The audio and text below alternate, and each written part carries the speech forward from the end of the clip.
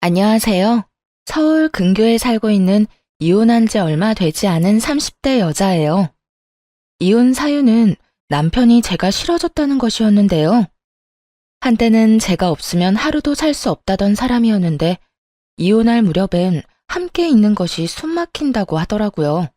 꼴도 보기 싫다면서요. 그렇게 남편과 이혼하고 난 후 그 인간과 재회하게 된 것은 응급실이었네요. 이혼 후 어떤 일이 일어났는지 들어보실래요? 대학병원에서 간호사로 일하면서 같은 병원 의사였던 남편을 만나 결혼했거든요. 그리고 몇 년 뒤 남편은 독립해서 새 병원을 개원했고 전 여전히 대학병원 응급실에 남아 있었고요. 시댁에서는 무척 잘 대해주셨는데 그 흔한 시집살이는커녕 명절에도 바쁘면 오지 않아도 되니 한가할 때 밥이나 한 끼 먹자고 권해주실 만큼 쿨하고 열린 분들이셨어요.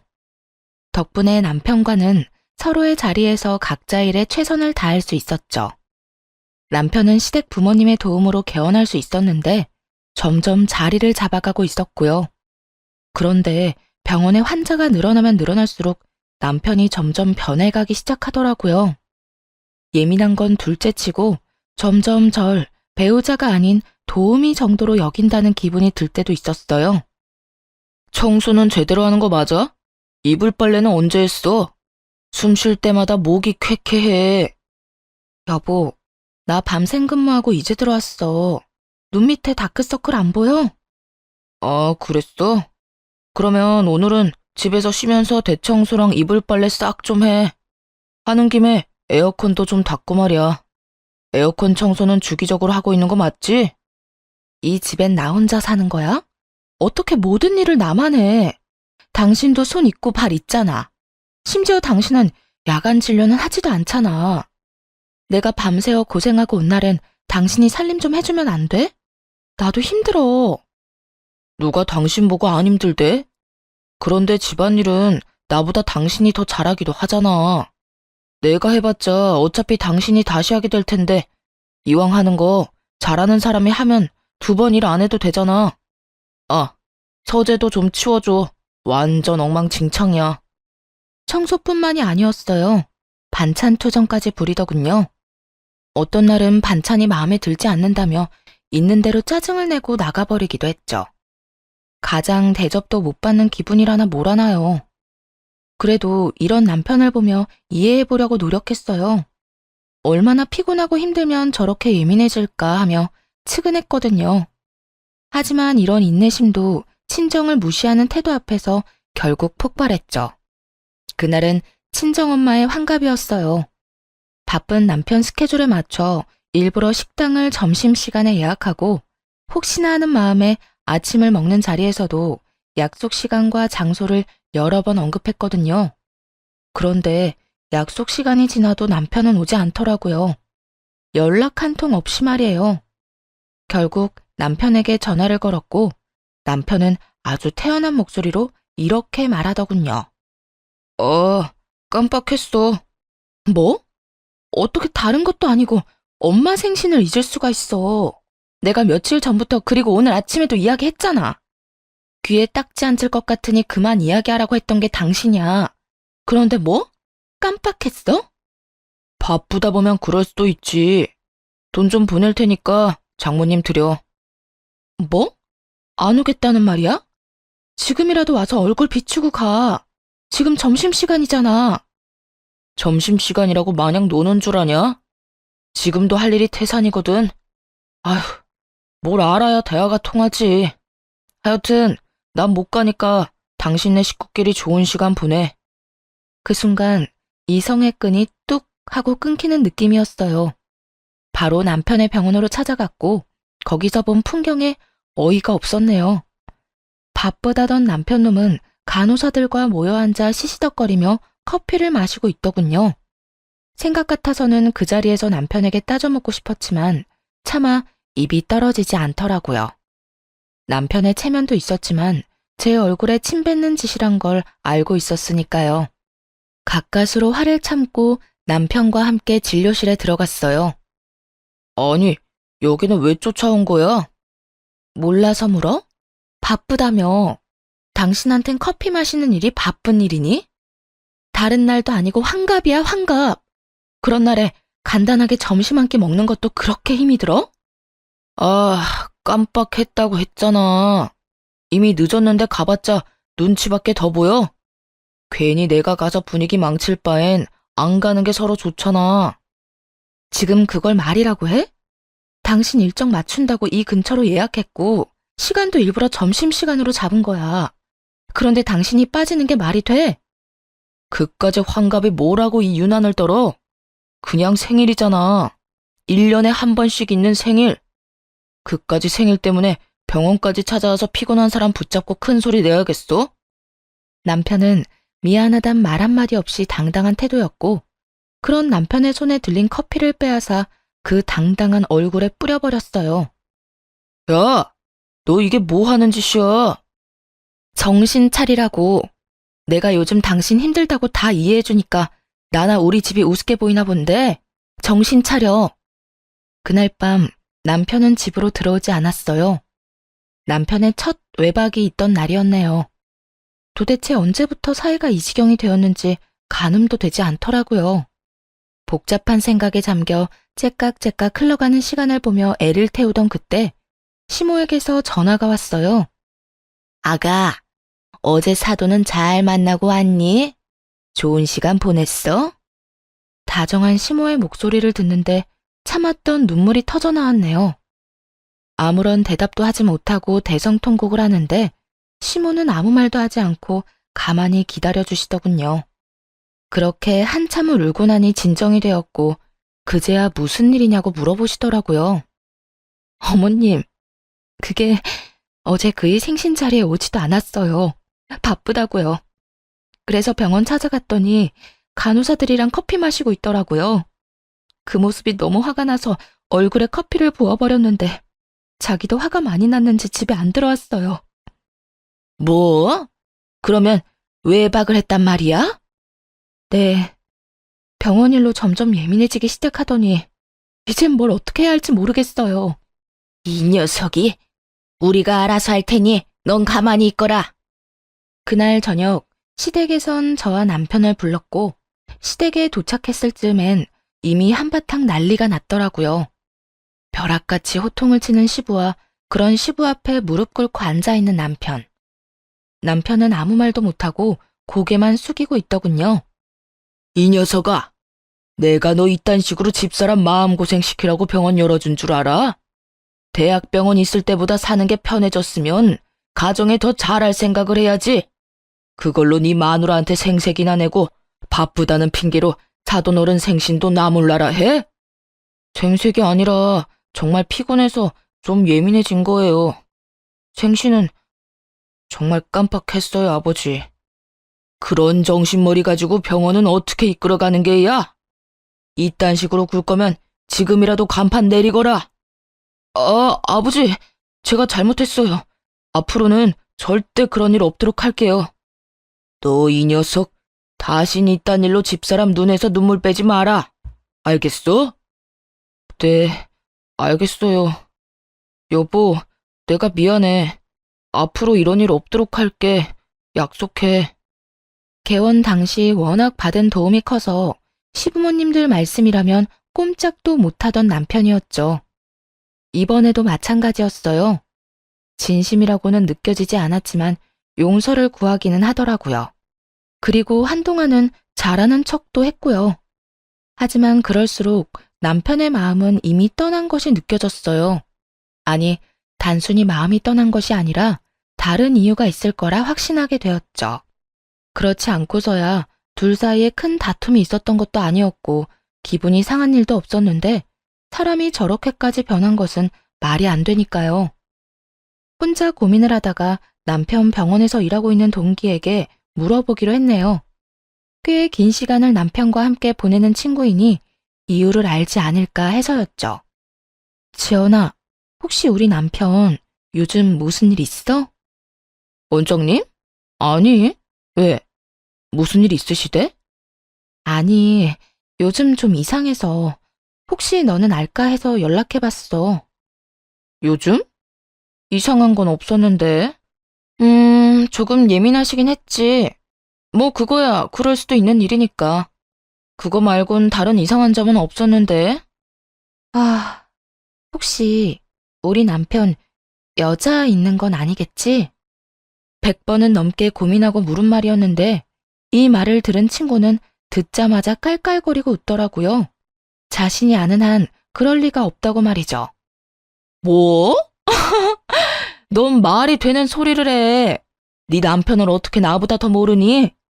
네 남편 매일 병원에서 살다시피 하고 진료 끝나면 바로 집에 가는데 친구들도 점심시간에 잠시 병원에 와서 보고 가는 게 전부고 따로 약속 잡는 일도 없으신 것 같고 말이야.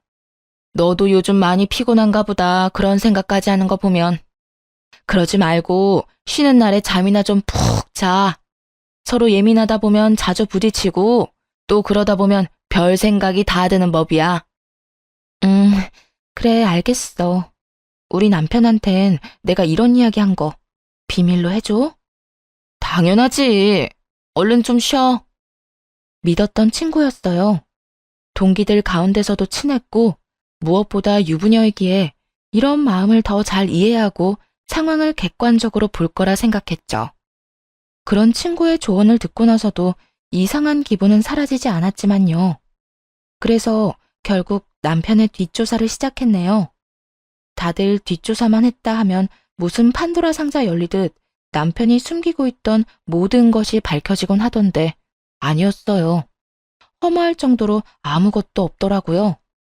친구의 말처럼 병원과 집을 오가는 단순한 생활의 반복이었거든요.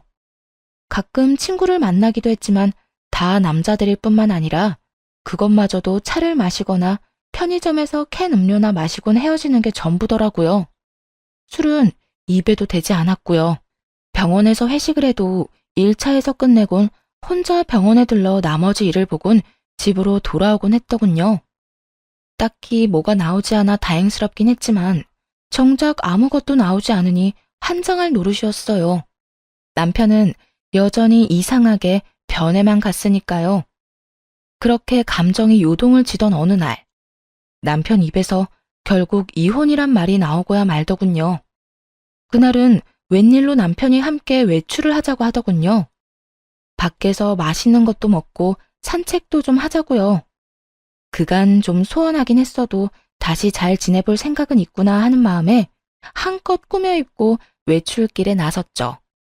들떠서 밝은 목소리인 저와는 달리 남편은 건성건성 대답만 하더라고요. 여보, 여기 진짜 오랜만이다. 여기 기억나? 여기서 우리 첫 데이트 했었잖아. 기억해. 그때 우리 둘 다 밤새고 씻지도 못하고 와서는 어떻게든 데이트 좀 해보겠다고 샷 왕창 추가해서 먹고 버텼는데 부부가 돼서 오니 감회가 새롭다. 그렇지? 그렇긴 하네. 기계를 가져와도 이것보단 다채로운 대화가 될 것이라는 생각이 들면서 화가 치밀어 오르더라고요. 이따위로 굴 거면 다른 곳도 아닌 우리의 추억이 있는 곳으로 오지나 말지. 이게 무슨 사람 하나 바보 만드는 짓인가 했죠. 기분이 상해 바로 자리에서 일어나 집으로 돌아와 버렸고 남편 역시 저를 뒤쫓아 집으로 돌아왔고요. 당신 진짜 나한테 왜 그래? 내가 뭘? 내가 뭘? 할 말 있으면 똑바로 말해. 하루 종일 사람 데리고 다니면서 정신은 다른 곳에 있었잖아. 꼭 똥마려운 강아지처럼. 내 눈치는 이리저리 살피면서 그러면서도 또 멍하니 딴 생각만 하고. 난 오늘 당신이 앞으로 잘 살아보자는 마음으로 산책하자고 한 줄 알았어. 오늘 간 곳이 죄다 우리한테 좋은 추억만 가득했던 곳이니까. 그런데 당신은 시큰둥해선 대답만 겨우 하고 나만 들떠있고 그게 뭐야 도대체? 그럴 거면 왜 굳이 나가자고 한 거야? 입으로 뱉고 나니 정말 하루 종일 무얼했나 싶더라고요. 화가 많이 나 씩씩거리는 저를 남편은 한참 바라보더니 이내 하루 종일 품고 있던 말을 꺼내기 시작하더라고요. 내가 많이 고민해봤는데 우리 이혼하자. 나 더는 이렇게 못 살겠어. 목소리에 미안함이라곤 찾아볼 수가 없더라고요. 마치 제가 유책 배우자라도 된다는 듯 말이에요. 이혼? 지금 이혼이라고 한 것 같은데 내가 제대로 들은 거 맞아? 이혼하자고. 나 이제 당신이랑 사는 거 너무 힘들어. 그러니까 오늘 하루 종일 한 짓이 사실은 데이트가 아니라 당신 마음 정리할 시간이 필요했던 거네? 말하자면 마지막 점검 같은 거였어. 맞아? 뭐 그런 건 아닌데 당신하고 돌아다니면서 마음이 더 확고해지긴 했어. 내가 뭘 어떻게 했다고 그렇게 힘들어? 내가 당신을 힘들게 해? 그냥 당신이랑 같이 사는 것 자체가 힘들어. 당신이 뭘 잘못한 게 아니라 그냥 내가 이제 당신을 안 사랑해. 마음이 다 찢어지게 상처가 되는 말을 참 무덤덤하게도 하더군요. 마치 책을 읽듯 아무런 감정도 없이요. 그래도 함께한 세월이 얼만데 남은 정도 없다는 듯 말이에요. 이젠 사랑하지 않으니 이혼하자는 말을 듣는데 스스로가 너무나도 초라하고 또 비참하더라고요. 그리고 문득 나는 이 사람을 사랑하나? 하는 생각을 해봤어요. 그런데 저 역시 이 사람을 사랑하고 있진 않더라고요. 그냥 내가 한 선택이니 그냥 저냥 되는 대로 맞춰가며 어떻게든 살고 있었던 거죠. 우리 부모님 생각해서 그냥 참고 살아보려고도 했는데 이렇게 아무 감정 없이 살아서 뭐하나 하는 생각이 들더라. 이혼만 해주면 재산도 섭섭하지 않게 줄게. 그러니까 조용히 이혼만 해줘. 나 당신이랑 소송 같은 거 할 힘도 없고 마지막을 그렇게 지저분하게 끝내고 싶지도 않아. 알겠어. 그래, 하자. 이혼. 구질구질하게 눈물이라도 흘리며 매달릴 거라 예상했었는지 남편은 그제야 놀란 눈을 하고는 똑바로 쳐다보더라고요. 왜? 내가 울면서 매달리기라도 할 줄 알았어? 아니, 그건 아닌데 좀 더 이유를 물을 거라고는 생각했어. 나 싫다는데 물어서 뭐해. 들어봤자 상처만 깊어질 텐데 뭐. 당신 말 듣고 생각해보니까 나도 당신 사랑하는 건 아니더라. 그냥저냥 어떻게 해서든 잘 살아보려고 맞춰가고 있었던 거지. 당신 말대로 그렇게 살아서 뭐 하겠어. 지금이 조선시대도 아니고 아니다 싶으면 애 없을 때 헤어져야지. 그렇긴 하지. 당신 괜찮아? 아니, 안 괜찮아. 사실 나 진짜 비참해. 하지만 어쩌겠어. 이혼하자는 말을 주워 담을 수도 없는 노릇이고. 어쨌든 말 나온 김에 하루빨리 이혼하자. 한 공간에 있는 것도 싫다는 남편과의 이혼은 생각보다 더 빠르고 간단하게 끝이 났어요. 결혼할 때는 상견례니 혼수니 함께 살 집이니 고민하고 하나씩 해결하기 바빴는데 그런 결혼보다 이혼이 더 빨리 끝나더라고요. 남편은 약속한 대로 재산을 나눠주었고 시부모님께 이혼 사실을 전해드렸어요. 마지막으로 물으마.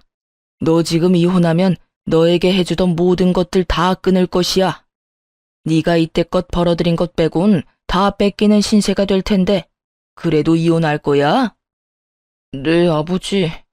이미 되돌리기엔 늦었어요. 제 마음도 마음이지만 이 사람도 저한테 이제 마음 없어요. 한 공간에 있는 게 숨이 턱턱 막히기 싫은데 어떻게 같이 살겠어요. 남편의 말을 들은 시부는 저의 생각을 조심스럽게 물으시더군요. 아가, 네 생각도 같다 이거니? 네. 제가 싫다는 이 사람 말 듣고 생각해보니 별반 다르지 않은 마음이더라고요. 당시엔 싫은 마음까진 아니었지만 그렇다고 해서 좋은 마음도 아니었어요.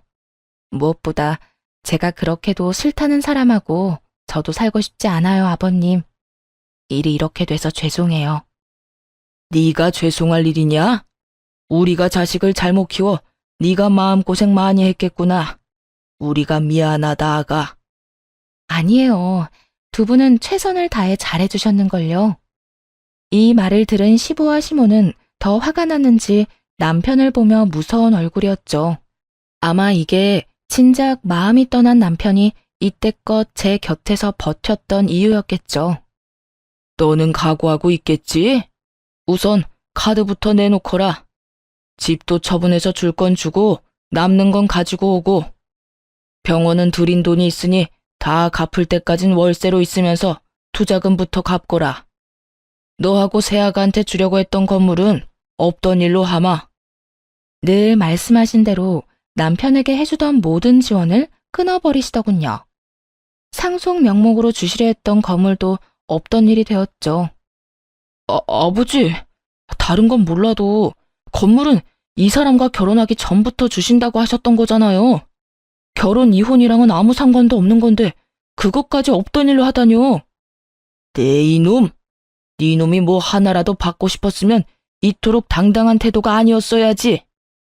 네 놈이 오늘 여기 와서 적어도 미안한 기색이라도 내비쳤다면 내 당장은 아니더라도 훗날 언젠가 건물은 주려고 했다. 그런데 지금 미안한 척만 하지 진심 어린 반성이란 없지 않느냐? 겉으로 나타나는 게 그 정도인데 네 속은 오죽하겠어. 모르긴 몰라도 잔치가 열려도 10대 번은 더 열렸겠지. 아니에요. 저도 마음이 편치만은 않다고요. 편하진 않아도 미안하지도 않다는 뜻으로 들리는구나. 아니요. 저도 죄송하고 미안해요. 진심이에요. 에휴, 더는 듣고 싶지도 않다. 내가 병원을 남겨둔다고 해서 괜한 기대는 하지 말거라. 말한 대로 투자금이 적지 않기에 그 돈은 회수하려고 남겨두는 것이니. 그러니 허튼 짓 하지 말고 빚이나 잘 갚아. 시부는 투자금 회수 목적으로 월세를 내는 대신 병원은 유지할 수 있도록 해주시더라고요. 이미 마음 떠난 사람과 이혼하면서 재산이라도 넉넉히 받아왔으니 그만하면 괜찮은 이혼이다 싶었죠. 거기에다 남편이 가진 것까지 다 신기루가 되어 사라졌으니 복수도 이만하면 되었다고 생각하기도 했습니다. 비록 제대로 된 이유는 끝까지 알 수 없었지만 말이에요. 단순히 이제 사랑하지 않는다는 이유로 이혼하겠다는 말을 그대로 믿은 것은 아니었기에 더 조사를 해봤지만 아무리 찾아봐도 이렇다 할 만한 것은 나오지 않았거든요. 하지만 하늘은 저와는 생각이 달랐나 봅니다. 운명의 장난인지 전 남편과 이혼하고 2달쯤 뒤 이혼의 진짜 이유를 알게 되었으니까요. 그리고 제대로 된 복수도 하게 되었고요. 그날도 응급실에서 근무를 하고 있었어요. 크고 작은 사고가 많은 응급실이라 늘 긴장된 상태로 대기하는 편인데 그날따라 유난히 심하게 두근거리더라고요. 오늘따라 왜 이렇게 안절부절 못해? 집에 무슨 일 있어? 이혼한 돌싱녀가 집에 일이 있을 게 뭐가 있어. 그냥 계속 뭐가 이상해. 느낌이 싸해. 그렇게 주변에서도 제 불안을 느낄 정도의 싸한 예감이 이어지던 그때 큰 교통사고로 인해 긴급한 상황의 환자가 연이어 들어오더군요. 급하게 환자를 향해 달려갔고 환자의 얼굴을 확인하고는 그 자리에서 아무것도 못한 채 멍하니 서 있을 수밖에 없었습니다. 그 환자는 바로 남편과 제 동기 친구였거든요. 전 남편의 호의로 한 차에 타고 있었다기엔 새벽 3시에 가까운 시간. 누가 봐도 불륜임을 알 수 있는 상황이었어요. 심지어 임신 상태더군요. 아빠가 누구인지 쉽게 확인할 수도 없는 아이를 말이죠. 멍해서 억장이 무너지는 기분조차 들지 않더라고요. 아니, 오히려 그제야 왜 이혼까지 하게 되었는지 이해가 되며 속이 뻥 뚫리는 기분마저 들었어요. 배신감이요? 그딴 감정도 들지 않았어요. 그저 두 사람이 저를 속이고 어떻게 외도를 저질러 왔는지 그 과정이 머릿속에 쉽게 그려지더라고요. 흥신소에서도 두 사람의 외도 증거를 잡지 못한 이유는 병원에 있었죠. 병원에는 뒷문이 있었는데 간호사들도 알지 못하는 전 남편의 진료실 뒤편에 있는 작은 문이었어요. 상간녀는 그곳으로 몰래 오가며 남편과 불륜을 저질렀던 거죠. 우선 상간녀의 남편과 전 시부모님들을 병원으로 불렀어요. 상간녀의 남편 역시 알고 지내던 의사였던지라 연락처가 다 있기도 했고 두 사람의 외도에 대해 다른 증거 없이도 설명할 수 있는 장소이자 상황이라 판단했기 때문이었어요. 더불어 상황이 상황인지라 전 남편에겐 보호자가 필요한 순간이기도 했고요. 제일 처음 병원에 도착한 것은 전 시부모님들이었어요. 어찌나 놀라셨는지 신발도 제대로 신지 못하고 오셨더군요. 아가야, 이게 무슨 일이니? 우리 아들이 사고라니? 얼마나 큰 사고길래? 그게 상황이 좋지 않아요. 일단 제가 사인해서 수술은 들어갔는데 어떻게 될지 저도 장담할 수가 없어요, 어머님. 어쩌니? 이 새벽에 왜 운전을 하고 돌아다닌 게야? 혼자였니? 아니면 누가 옆에 있었니? 그게 혼자는 아니었어요. 전 시모는 저의 곤란한 표정을 보더니 말하지 않아도 안다는 듯 손을 꽉 잡으셨고 전 시부는 두 눈을 질끈 감으시더군요. 저보다도 두 분이 더 상처를 받으신 듯 잡은 두 손이 미세하게 떨리고 있더라고요. 전 괜찮아요. 그런데 그 사람 상태가 생각보다 좋지 않아요. 일단 다른 건 생각하지 마시고 지금은 수술 생각만 하기로 해요. 보호자 대기실 저쪽에 있으니 가셔서 몸부터 좀 녹이세요. 그래, 일단은 애 몸부터 생각합시다. 아가, 너도 얼굴이 좋지 않아. 따뜻한 것 좀 마시고 일하거라. 응? 네, 아버님. 그렇게 전 남편의 상태를 전하고 두 분을 진정시키고 응급실로 돌아왔는데 상간녀의 남편이 뛰어들어오더군요. 가운을 입고 뛰어들어오는 걸 보니 병원에 있다가 달려오는 길인 듯 했어요. 수민 씨, 우리 지연이 많이 다쳤어? 걱정하며 뛰어들어오는 상간녀의 남편을 보며 고민이 되지 않았던 건 아니었어요. 굳이 둘의 불륜 사실을 지금 밝히는 게 맞을까 해서요. 그런데 지금 이야기하지 못하면 나중은 없을 듯 했고 그렇다고 덮고 지나갈 만큼 바보는 되고 싶지 않았어요. 그래서 결심했죠. 그 순간에 모든 사실을 밝히기로요. 그게 지연이는 그나마 괜찮은데 우리 전 남편이 많이 다쳤어요. 함께 있었더라고요. 전 남편이라면 그러면 둘이 같이 차 타고 가다가 사고가 났단 말이야? 지금 이 시간에 두 사람이 함께 있을 일이 뭐가 있어? 설마 아니지? 믿을 수 없다는 듯 멍하니 바라보는 상간녀의 남편을 보는데 그 심정이 이해가 되더라고요. 갑작스럽게 이혼 통보를 들었을 때가 떠오르며 말이죠. 절로 나오는 한숨을 내쉬며 다른 사실을 알려주었어요. 바로 상간녀의 임신 소식 말입니다. 그 설마가 사람 잡았네요.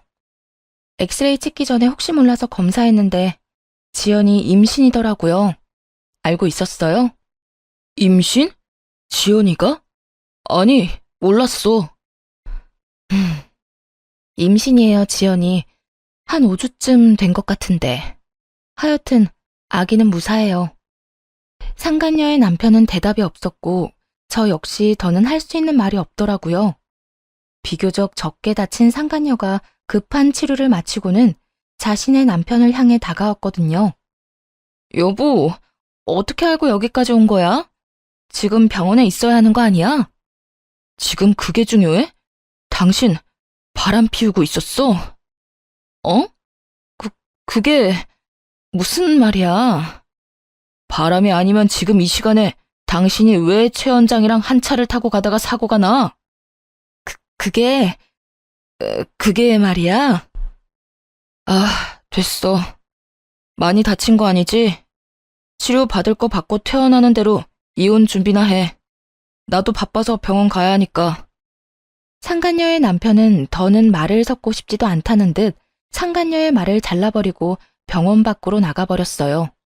상간녀는 그제야 제가 보이는 듯 언성을 높이며 따지고 들더라고요. 네가 우리 남편 불렀니? 응. 알다시피 보호자가 필요한 순간이라서 말이야. 때마침 연락처도 알고 있어서 불렀는데 왜? 왜?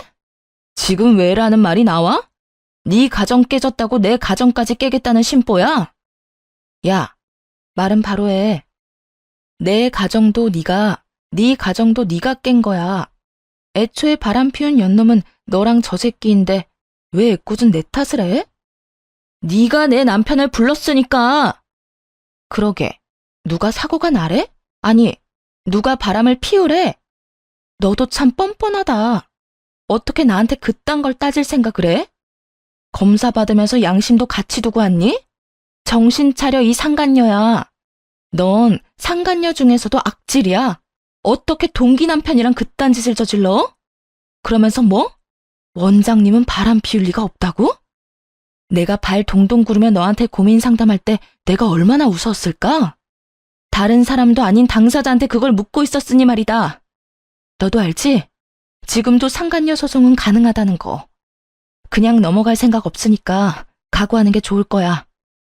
상간녀는 온갖 거친 말들을 쏟아내기 시작했는데 그냥 무시하고 일터로 돌아왔어요. 그 새벽이 어떻게 지나갔는지도 모르게 시간은 흘렀죠. 그 후 상간녀는 이혼을 하게 되었더라고요.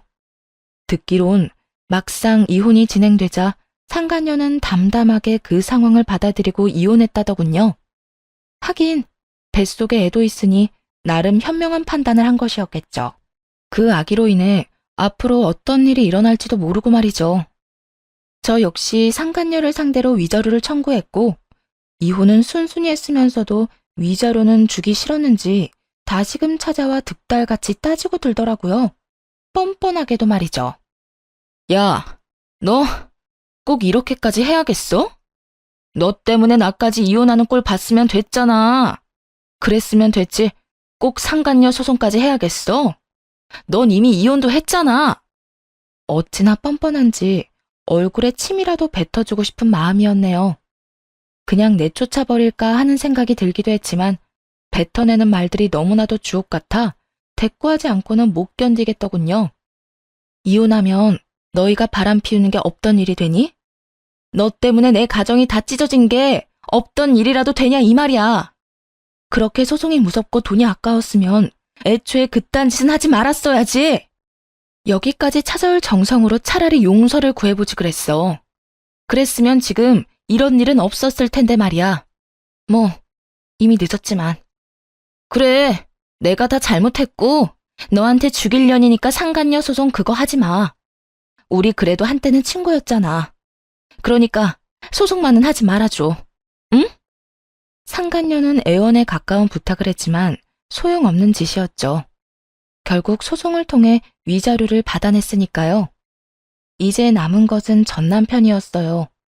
전 남편의 상황은 생각보다 더 좋지 않았어요. 도대체 어떻게 사고가 난 것인지 하반신 불구는 물론이고 상반신도 한쪽은 마비 증상이 있는 상태였어요. 의사 생활은 물론이고 일상생활에도 불편함을 겪을 정도였죠. 즉, 장애인으로 살아가야 할 신세가 되었습니다. 그런 신세가 된 전 남편을 보는 것은 전혀 슬프지 않았는데 슬퍼하는 전 시부모님을 지켜보는 것은 힘들더라고요. 아무래도 그간 친부모님처럼 잘 대해주신 분들이니까요. 그래서 전 남편의 곁을 지키는 두 분을 챙기기 시작했고 그런 행동에 상간녀가 안달이 난 모양이더라고요. 혹시나 전 남편을 빼앗길까 조바심이 들었는지 어느 날은 전 시부모님 앞에 무릎을 꿇고 앉아 절절한 사랑 고백을 하더군요. 저희가 비록 시작은 옳지 않았으나 마음만큼은 정말 진심이었어요. 저 원장님 진심으로 사랑해요. 그래서 뭘 어쩌란 말이니? 너를 며느리로 받아달라 이 말이니? 네 눈엔 제 불구된 거 안 보이니? 그래도 상관없다 이거야? 네, 저는 상관없어요. 원장님 상황이 어떻든 전 원장님을 사랑해요, 어머님. 그러니까 저 좀 예쁘게 봐주세요. 제가 살면서 정말 잘할게요. 저 받아주신 거 절대 후회할 일 없도록 잘할 자신 있어요. 그래, 그러려무나. 전 시댁에서 허락을 하니 상간녀는 부잣집에 시집갈 생각에 기쁜 내색을 감추지 않더라고요. 하지만 그것도 잠시였어요. 전 시댁에선 병원도 빼앗고 그나마 지원해주던 병원비마저 끊어버렸으니까요. 불구가 된 아들을 버리기는커녕 데리고 살아준다는데도 불구하고 이토록 냉정하게 구신 이유가 다 있었어요. 저와 전 남편이 이혼한 이유가 상간녀 때문이라는 걸 다 아시기도 했고 무엇보다 전 남편 옆을 지키고자 하는 상간녀의 의도가 뻔히 보였기 때문이었죠. 여러 사람 눈에서 피눈물이 나게 하고 자기는 호의호식하며 살겠다는 그 추악한 의도가 말이죠. 위자료로 전 재산을 날리고 빚까지 진 것도 모자라 거지가 된 사람의 병시중까지 들게 될 상황이 되자 상간녀는 뱃속의 아이를 핑계로 돈을 요구하기 시작하더라고요. 아버님, 어머님, 아무리 제가 미우셔도 이건 아니죠. 최소한 먹고 살게는 해주셔야죠. 아니, 치료받을 돈은 주셔야죠. 그렇게 사랑하는 사이라고 하더니 이 이야기 못 들었나 보구나. 우린 우리 며느리랑 이혼한다고 하는 순간부터 모든 경제적인 도움은 주지 않기로 했었다. 그러니 네가 그렇게나 사랑한다던 우리 아들, 네가 알아서 잘 보살피며 살아보거라. 우린 네가 무슨 말을 하든지 간에 눈 하나 깜빡하지 않을 것이니. 그러면 이 아이는요? 알고 계시죠?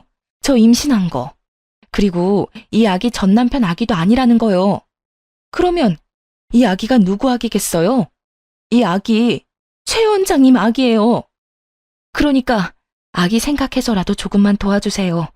최 원장님 몸도 저렇게 되고 앞으로 원장님 인생의 자식은 이 아기뿐일 텐데 이러다 아기마저 잘못되면 어떻게 해요? 상간녀의 말에 두 분도 흠칫하시더라고요. 그럴 수밖에 없겠죠.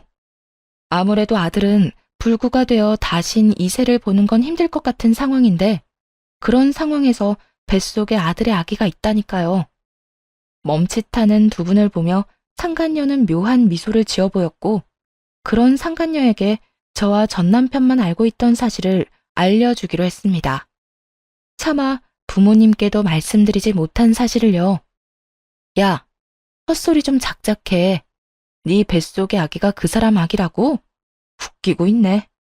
내 전 남편 아기 못 가져. 뭐라고? 그게 무슨 말이야? 배웠다는 사람이 이것도 못 알아들어? 네가 그렇게 사랑한다던 최 원장 무정자증이라 아기 못 가진다고. 그래요. 전 남편은 무정자증이었어요. 결혼 2년 차에 자연 임신이 되지 않아서 병원에서 알게 된 사실이었죠. 부모님이 아시면 너무 속상해하실 것 같아 일단 숨기며 이세에 대한 마음은 그때 접었고요. 그런데 그런 사실을 모른 채 전 남편의 아기라고 우겨대니 참 기가 다 막히더라고요. 모든 사실이 밝혀지자 상간녀는 고함을 질러대며 끝까지 저를 모함하기 시작했어요. 거짓말 하지 마. 너 지금 나랑 이 사람 잘 먹고 잘 살까봐 일부러 없는 말 지어내는 거지? 난 분명히 원장님 아기를 가졌는데 무정자증이라니. 아니, 무정자증이라도 가능성은 있는 거잖아. 참 가능성이 있겠다. 그렇게라도 우겨보고 싶은 것 같은데 우길 걸 우겨. 정 우기고 싶으면 나처럼 증거를 내밀어 보든지. 들어보니 네 전 남편 아기도 아니라던데 도대체 남자가 몇 명인 거니? 어디 숨겨둔 원장이 또 있기라도 한 거야? 뭐야? 너 지금 누굴 모함하는 거야? 그렇잖아. 내가 검사 결과를 봤으니 네가 임신한 것도 저 사람이 무정자증인 것도 확실한데 아기 아빠는 누구인지 알 수가 없고 이런 상황에선 다른 가능성이 떠오르지 않겠어? 아니야. 정말 아니라고. 아니에요, 아버님, 어머님. 설마 이 여자 말 다 믿는 건 아니죠? 지금 저 때문에 이혼하게 됐다고 화가 나서 이러는 거예요. 정말이에요. 제 말 믿어주셔야 해요. 전 남편이 무정자증이라는 사실에 상간녀도 그렇지만 부모님들도 충격이 크신 듯 하더라고요. 전 남편의 상태도 충격이지만 인간의 탈을 쓰고 아무렇지 않게 거짓말을 해대는 상간녀의 언행에 대한 충격이 더 큰 듯 했으니까요. 닥치지 못해? 네 말이 사실인지 아닌지는 출산하면 밝혀질 것이고 그때 유전자 검사에서 네 말이 사실이라면 내 너에게 사과하고 내 재산 전부를 네 뱃속의 아기한테 물려주마. 하지만 그렇지 않다면 각오하는 것이 좋을 게야. 감히 다른 것도 아니고 핏줄을 두고 장난친 죄는 받아야 하지 않겠니? 전 시부는 처음 보는 무서운 표정을 지으며 상간녀를 몰아세우기 시작했어요. 상간녀는 뒷걸음치며 눈물로 호소하더군요. 아니에요. 정말 저는 맹세코 다른 남자는 없었어요. 믿어주세요. 그렇게 확신한다니 출산 때까지 기다릴 필요도 없겠구나. 들어보니 태아 유전자 검사도 있다고 하던데 그걸로 진행하자꾸나. 네 말대로 네 뱃속의 아기가 우리 아들 핏줄이라면 우리한테 귀한 손주인데 힘들게 키울 수는 없는 노릇이니. 말을 끝낸 전 시부는 눈짓으로 상간녀를 붙잡아달라고 부탁해왔고 전 상간녀를 붙잡았어요. 붙잡힌 상간녀는 발악하며 고함을 질러대더라고요. 이거 놔! 이거 놓으라고! 너 태아 유전자 검사가 쉬운 줄 알아? 아직 합법으로 정해진 것도 아니라고! 이거 놔! 이거 놓으라고!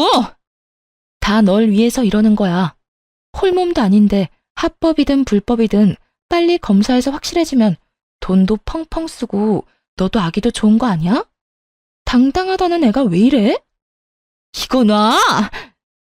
혼비백산. 말 그대로 아수라장이었네요. 상간녀는 있는 힘껏 저를 뿌리치고 도망쳤는데 그런 상간녀의 모습을 설명하기에 딱 어울리는 말이더군요. 마치 넋이 나간 사람처럼 정신없이 도망치는데 그 꼴 참 보기 좋다 싶었네요. 그 후 상간녀의 소식이 들려온 건 정확히 1년 뒤였어요. 아기를 안고 자신의 전남편 앞에 나타난 상간녀는 뻔뻔히도 임신 주수를 착각했었다며 이번에는 전남편의 아기라고 우겨댔다고 하더라고요. 순순히 넘어갈 리 없었던 전남편은 유전자 검사를 했고 결과는 당연하게도 그와는 일치하지 않는 것으로 나왔다고 하네요. 그래서 다시 한번 떠들썩했다고 동기들이 알려주더군요. 이야기 들었어? 그 상간녀가 안고 온 아기 전남편 아기도 아니래. 이번에 우리 병원에서 유전자 검사했는데 또 불일치. 그래서 난리도 아니었어. 상간녀는 무조건 검사가 잘못됐다고 하고 전남편은 꺼지라고 소리 지르고 전남편은 아니라고 생각하면서도 살짝 기대한 모양이더라고. 하기야 그렇게 당당하게 아기 안고 나타났으니 나라도 기대는 하겠다. 좀 당당했어야지. 뻔뻔하기는 진짜 뻔뻔하다. 금방 밝혀질 거짓말을 어쩌면 그렇게 당당하게 할 수 있는지. 그나저나 네 전남편 애는 확실하게 아닌 거 맞아? 확실하게 아닌 거 맞아. 그건 내가 확신할 수 있어. 그래서 걔는 어떻게 됐어? 어떻게 되긴 또 주랭랑 쳤지 뭐. 사기죄로 고소한다는 말까지 나오니까 겁났는지 도망가더라. 들어보니까 친정에서도 남 부끄럽다고 나 몰라라 한다던데. 꿀 좋다. 그러게 다른 사람도 아니고 너한테 그딴 짓을 하래? 벌 제대로 받는 거야. 네 전남편도 그렇고 그 상간녀도 그렇고. 그러면서 진짜 아기 아빠는 누구인가에 대해 한동안 입방아에 오르락내리락거리기도 했죠. 한바탕 소동이 끝나고 전남편은 병원에서 퇴원해 요양원으로 가게 되었어요. 아무래도 집에서는 관리가 힘들고 재활도 함께 진행해야 하니 요양원에서 지내며 전문가들의 도움을 받기로 한 것이죠. 휠체어 신세가 된 전남편을 보니 아무래도 마음이 좋진 않았는데 그런 마음조차 확 날아갈 만한 일이 있었네요. 퇴원하는 날 저를 향해 갖은 악다구니를 쏟아냈으니까요. 또 내가 이 꼴이 돼서 속으론 통쾌하지? 아니, 내가 교통사고 난 것도 네가 속으로 빌고 또 빌어서 그렇게 된 거 아니야? 악밖에 남지 않은 전남편의 말을 듣는데 정신이 확 들었어요. 저딴 인간에게 동정심을 남기다니 참 순진하고 멍청했구나 하는 생각도 들더군요. 야, 정신 차려. 네가 알다시피 나 무당 아니고 간호사야. 네가 말아먹은 네 신세 내 탓으로 돌릴 생각 말고 재활이나 잘 받아. 이제 옆에서 도와줄 여자도 없는데 혼자 잘 살아가야 할 거 아니야. 야, 너 진짜 내가 가만둘 것 같아? 네가 가만 안 두면 어쩔 건데? 네가 인간이라면 나한테 이러면 안 되는 거 몰라? 내 인생 망친 것도 모자라 본인 인생도 그따위로 망쳐놨으면 이제라도 반성이란 걸 하고 좀 똑바로 살아. 내가 뭘 그렇게 잘못했는데? 설사 내가 잘못했다고 쳐도 이런 신세가 될 만큼 잘못한 건 아니잖아. 난 억울해. 억울하다고. 난 너 때문에 하루아침에 가정도 깨지고 인생도 망가졌어. 내 잘못은 하나도 없었는데 내 마음은 산산조각이 났다고. 그런 내 앞에서 네 억울함을 호소하고 싶니? 내 원망이나 하고 싶냐고. 넌 정말 끝까지 나에 대한 배려나 미안함 따위는 전혀 없구나. 너야말로 어떻게 나한테 이렇게까지 해. 이혼할 때도 나지 않았던 눈물이 그제야 나더라고요. 울면서 고함을 질러대자 전 남편도 그제야 정신을 차린 듯 멍하니 바라보더군요. 놀랍기도 했겠죠. 울며 불며 매달릴 거라 생각했던 순간엔 눈물 한 방울 흘리지 않던 여자가 악다구니를 쓰고 달려들어야 할 순간에 눈물을 흘리니 당신은 부모님 보기 부끄럽지도 않아? 어떻게 마지막까지 이런 꼴을 보일 수가 있어? 나한테나 부모님한테나. 다리만 망가진 채로 살아. 마음까지 망가뜨리지 말고. 본인 말고 부모님 생각해서라도 정신 똑바로 차리고 살란 말이야. 전 남편은 그제야 뒤에 서 있는 부모님이 떠올랐는지 고개를 떨구더라고요. 그나마 부모님 생각하는 마음은 남아있어 다행이라고 생각했네요. 그 후 전 남편을 보는 일은 없었어요. 가끔 전 시부모님과는 만나 식사를 하거나 시간을 가지곤 하는데 그때도 전 남편의 이야기는 전혀 하지 않습니다. 그저 서로의 안부와 이런저런 사는 이야기를 나누며 시간을 보내고 돌아오곤 해요. 한 번은 전 시부모님께서 이런 이야기를 하시더라고요. 아가, 넌 재혼 생각은 없니? 네? 재혼이요? 아, 어머님, 무슨 그런 말씀을 하세요. 전 그런 생각 없어요. 그러지 말고 다시 잘 생각해봐. 너희 부모님도 내심 네가 다시 시작하길 원하실 거야. 우리도 그렇고 말이야. 우리 아들 잘못 때문에 그렇게 된 거지 네 잘못은 없었잖니. 세상 남자들이 다 우리 아들 같진 않아. 가정적이고 좋은 남자가 얼마나 많은데. 나이도 아직 젊은데 잘 생각해 보려무나. 너 시집 간다고 하면 혼수는 우리가 해주마. 네가 정말 딸 같아서 하는 말이야. 너무 걱정하시는 것 같아 대답은 잘 생각해 보겠다 했지만 재혼 생각은 전혀 없는 상태예요. 마음에도 정해진 양이 있다고 하는데 이미 전 남편에게 온 마음을 다 쏟은 것 같거든요. 사랑도 미움도 무관심도 말이에요. 언젠가 이 마음들이 다시 채워진다면 그때는 다시 좋은 사람을 만날 수도 있지 않을까요? 요즘 전 병원을 그만두고 휴식을 취하고 있는 중이에요. 너무 많은 일이 있기도 했고 간호사라는 직업에 대한 회의감이 들어서요. 갈림길에 서서 고민을 하는 단계라고나 할까요? 요즘엔 유아교육에 대해 공부를 하고 있긴 한데 이 어두운 터널을 벗어나 무엇을 하며 살아갈지 기대되는 요즘이네요. 이로써 저의 사연은 끝이 났네요. 긴 사연 함께 해주셔서 감사합니다.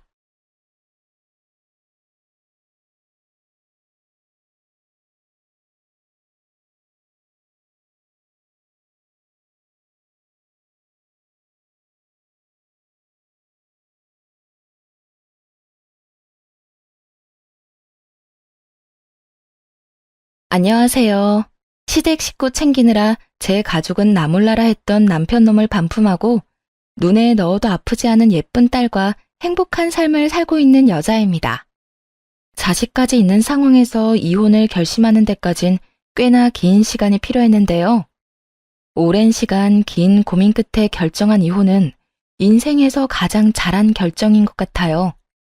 물론 긴 시간 고민한 만큼 겁도 많이 나고 힘들기도 많이 힘들었지만요. 결혼 생활을 돌이켜보면 참 힘든 시간들이었거든요. 양가 집안은 저희를 도와줄 여유 따윈 없었고 그야말로 사랑 하나 가지고 한 결혼이었어요.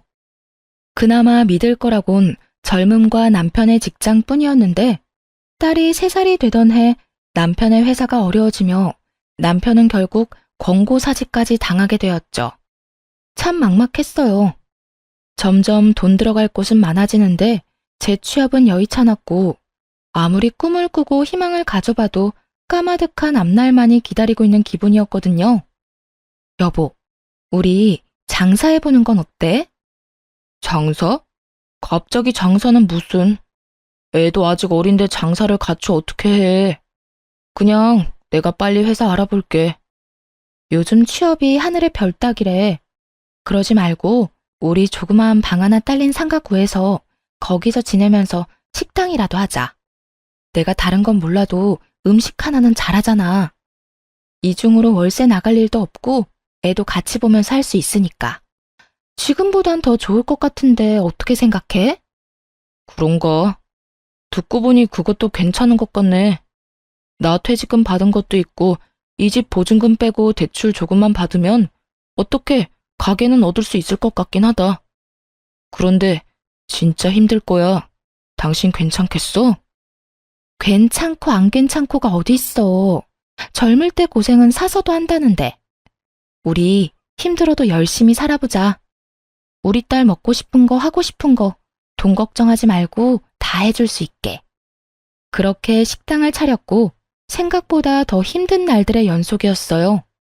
기껏 마련한 재료를 다 버리는 날도 수두룩했고 진상 손님이 오는 날이면 때려치고 싶은 생각도 굴뚝 같았죠. 그런 날들이 쌓이고 쌓여 경험이 되고 점차 단골 손님이 생겨난다 싶더니 입소문이 나더라고요. 그렇게 6년, 앞만 보고 달려왔더니 어느새 대박난 식당이 되었네요. 고생스러운 세월을 보낸 보상을 받듯 더는 먹고 사는 건 문제가 되지 않았죠. 딸이 하고 싶다는 건 걱정 없이 해줄 수 있는 형편이 된 거예요. 그런데 형편이 나아지니 다른 곳에서 문제가 생기더라고요. 그건 바로 시댁과 남편이었어요. 정말 힘들어서 돈 10만 원이 아쉬웠던 시절엔 저희에게 1,000원짜리 한 장 줄 수 없다며 딱 자르던 시댁이었는데 어느 순간부터 돈을 야금야금 빼가고 있더라고요. 남편을 통해 말입니다. 여보, 당신 집에 무슨 용돈을 이렇게나 많이 드리는 거야. 이건 너무 과하잖아. 과하기는 나 장남이야. 이때까진 형편이 안 돼서 못 드렸지만 이제 우리도 먹고 살만 하잖아. 그런 걸로 치면 나도 장녀야. 그런데 난 이 정도로 많이 드리진 않는다고. 이때껏 못한 건 죄송하지만 용돈은 형편껏 해드려야 할 거 아니야. 우리가 이 돈 없으면 굶어 죽는 것도 아닌데 좀 적당히 해라.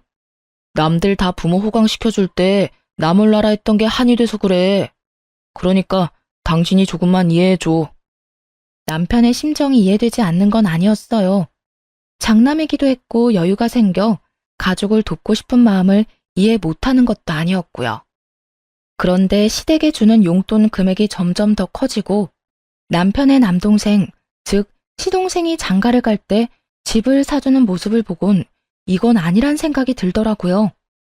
언제까지 장사가 잘 되리라는 보장도 없는데 미래는 생각지도 않고 버는 족족 써버리니까요. 미래가 불안한 것도 있었지만 일할 맛도 나지 않더라고요. 시댁 식구 배를 불려주려고 일하는 건가 싶은 생각이 들었죠. 여보, 이번에 서방님 집 해준 거 우리도 무리였던 건 당신도 잘 알고 있지? 무리는 무슨. 그까짓 돈 또 벌면 되잖아. 그까짓 돈? 우리가 벌고 싶다고 하면 언제까지나 잘 벌 수 있대? 도대체 뭘 믿고 돈을 그렇게 쓰는 거야?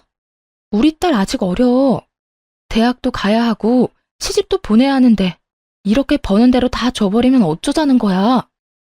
아, 진짜 말 맞네. 그러면 하나뿐인 동생이 장가를 간다는데 우리처럼 월세살이 시켜? 우리도 이만큼 고생했으니 너도 그 정도 고생은 해라. 이러란 말이야? 아, 말을 말자 말을 마라. 여기까지만 해. 더는 도움 주지 말란 말이야. 지금까지 한 것만 해도 장남으로서 차고 넘치게 했다고. 나 진짜 앞으론 가만 안 있을 거야. 정말 진짜 진심이야. 알겠어? 그래, 알겠어. 아, 알겠다고. 잔소리 좀 그만해. 이젠 결혼할 동생도 더 없다고. 남편은 짜증 가득한 약속을 했고 한동안은 조용했어요. 그러는 와중에 제 여동생이 결혼을 하게 되었고 결혼 선물로 좋은 침대를 사주고 싶더라고요. 어릴 때부터 동생이 좋은 침대를 가지고 싶다고 했었거든요.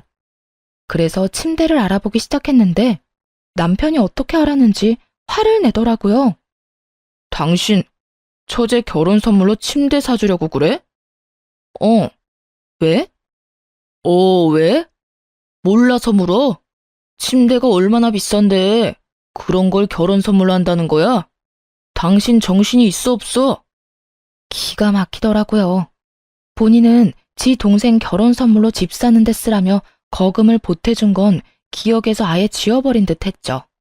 그러고선 뻔뻔스럽게도 고작 침대로 화를 내더군요.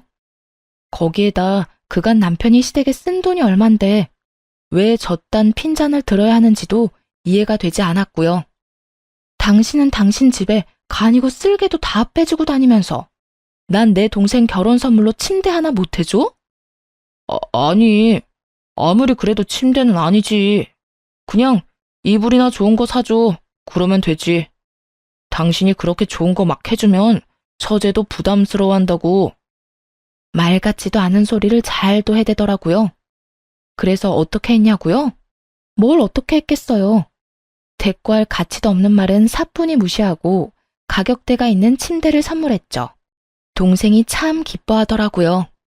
그간 식당 일이 바쁠 때마다 와서 동생은 돈 한 푼 받지 않고 돕기도 했고 언니로서 뭐 하나 제대로 해준 것이 없어 마음이 불편했거든요.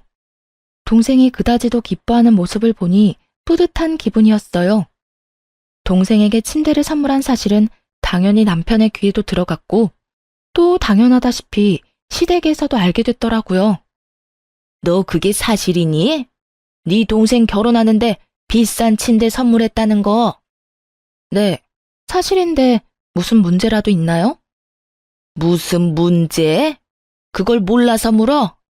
침대 비싼 거는 한두 푼도 아닐 텐데 그렇게 굳이 왜 침대를 선물해? 그냥 좋은 이불 세트면 되지. 그렇게 헤프게 낭비하면 돈을 어떻게 모으니? 동생에게 침대를 사준 것으로 둘이 얼마나 긴 토론을 해댔는지 남편의 말과 토씨 하나 틀리지 않고 읊어대는 시모의 말을 듣는데 이대로는 안 되겠다 싶더라고요. 이때껏 돈은 돈대로 쓰면서도 생색 한 번 내지 않았더니 그래서 이토록 당당한가 하는 생각이 들기도 했고요. 어머님, 저 이번에 동생한테 돈 쓴 거 처음이에요. 아범은 서방님 결혼할 때 집 사는데 보태라며 큰돈 턱턱 내놨잖아요. 그것뿐인가요? 시댁에 돈 필요할 때마다 아범한테 받아간 거 다 알고 있어요. 재작년에 이사도 아범이 시켜줬고요. 제가 제 동생한테 고작 침대 하나 사준 게 그리도 싫으시면 환불할게요. 대신 이때껏 아범한테 받아간 거 다 돌려주세요. 그러면 저도 침대 환불하고 동생한테는 이불로 다시 사줄 테니까요. 이렇게까지 강하게 나올 거라 생각하지 못했는지 시모는 조금 당황한 듯 했지만 물러서진 않더라고요. 뭐야? 너 지금 나 협박하니? 협박이라뇨? 정당한 요구인데요. 돈은 아범이나 저나 같은 시간 같은 고생해서 버는데 쓰는 건 아범이랑 시댁에서 다 쓰잖아요. 저희가 돈 못 모은 건 다 시댁 때문이라고요. 시댁이랑 친정이랑 똑같니? 어디 비교할 게 없어서 시댁이랑 친정을 비교하는 거야? 우리 아들이야. 장가가도 우리 집사람이지만 네 동생은 시집가면 그만인데 돈을 왜 써? 요즘 세상이 어떤 세상인데 그런 말씀을 하세요? 하여튼 전 동생한테 침대 정도는 꼭 해줄 생각이니까 정 제가 친정에 뭘 하는 게 싫으면 아까 말했다시피 이때껏 아범한테 받은 거 다 돌려주세요. 그러면 침대도 환불하고 친정에 돈도 안 쓸게요. 너 진짜 이딴 식으로 나올 거야? 네, 저 이제 이딴 식으로 굴려고요. 그러니까 더는 제가 번 돈으로 뭘 하든 상관하지 마세요. 앞으로 저 몰래 아범한테 큰돈 받아내는 것도 그만하시고요. 시모는 아무 말도 연락도 없더라고요. 남편 역시 시모를 통해 전해 들은 것인지 한동안은 제 비위를 잘 맞추려고 노력하는 게 눈에 보였어요. 여전히 시댁으로 용돈은 주고 있었지만 더는 큰돈이 가는 일은 없더라고요. 그렇게 한동안은 조용했는데 동서가 출산을 하며 다시 일이 터졌네요. 동서는 원래도 엄살이 심하고 장깨가 많은 사람인지라 명절 때면 제가 고생이 이만저만이 아니었거든요. 명절만 되면 여기도 아프고 저기도 아프기 일쑤였죠. 어떤 날엔 여자만 걸리는 마법 데이를 내세워 일을 미루기도 했고요. 그런 동서에게 출산은 좋은 핑곗거리였겠죠. 시댁에서 마주칠 때면 남편을 붙잡고 힘들다고 징징대기 바쁘더라고요. 아주버님, 저 요즘 잠도 못 자고 너무 힘들어요. 그이도 회사 일로 바빠서 아무것도 못 도와주고 독박 육아하려니 너무 힘들고 우울해요. 어쩐지 재수 씨 안색이 창백하다 싶었는데 힘들어서 그런 거였어요? 네. 아기가 내려놓기만 하면 우니까 화장실도 제대로 못 간다니까요. 도우미분이라도 계시면 좀 살만할 것 같은데. 그이 월급으론 도우미까지 부르긴 부담스럽고 그렇다고 혼자 다 하려니 너무 힘들고 지치네요. 그러면 제가 도우미 불러드릴게요. 그까짓 돈 얼마나 한다고. 도와주실 분 불러드릴 테니 걱정하지 마세요. 어머, 정말이요? 아주버님, 너무 감사해요. 역시 우리 아주버님밖에 없다니까. 말릴 틈도 없이 벌어진 상황에 참 기가 막히더라고요. 그렇다고 서방님이 능력이 안 돼서 도우미를 못 부르는 형편도 아니었죠. 심지어 육아휴직을 내고 아기를 같이 돌보고 있다는 걸 아는데도 거짓말을 살살 해대더라고요. 더 열받았던 건 전 육아를 하다 손목이 움직이지 않는 상황에도 돈이 아까워 사람도 부르지 못하고 혼자 육아를 했었거든요. 그걸 떠올리자 더욱 화가 치솟았죠. 오죽하면 호탕하게 웃고 있는 남편의 얼굴에 손에 잡히는 대로 던져버리고 싶은 심정이었으니까요. 그렇게 저만 빼고 화기애애한 시댁 모임이 끝나고 집으로 돌아오자마자 남편과 크게 다퉜어요. 여보, 진짜 미쳤어? 도우미 부르는 돈이 한두 푼인 줄 알아? 하루만 불러주는 것도 아니고 적어도 일주일에서 2주일은 불러야 할 텐데 나하고 상의 한마디 없이 그렇게 말하면 어떻게 해? 아, 진짜 적당히 좀 해라. 같은 여자로서 재수씨가 불쌍하지도 않아? 그러는 나는 당신은 내가 불쌍하지도 않아? 나도 온몸에 파스로 도배를 했어.